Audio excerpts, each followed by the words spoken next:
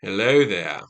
You might notice a slight change in the scenery here. That's because I'm testing some new equipment. You see, if National wins or New Zealand first gets back into Parliament, I'm leaving the country because, well, I'm going on holiday. I'm actually going to go catch up with my partner overseas and then go visit family in Australia, and I'll be away for about a month and I need to still work, so I've got to test the equipment in the kitchen, which is what I'm doing.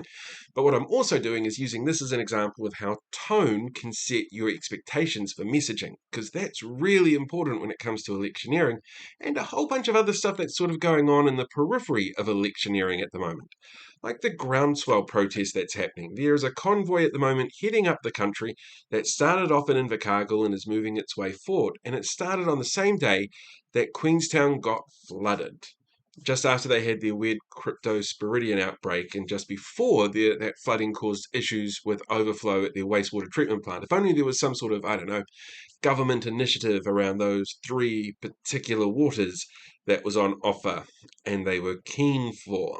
But besides the point here, one of the things that was really interesting about the tone of this event was just how little the people of Groundswell gave a shit about what happened in Queenstown. You see, they are running around the country in really heavy machinery, which could have been used to help people evacuate. It could have been used to help people deliver things like sandbags, protect houses, homes, and businesses. But no, not only did they still do their tour, they've had to actually go around longer than they thought they would because there's been issues with the path because of the flooding that's been increased because of climate change, that they are protesting against regulations that would help mitigate that.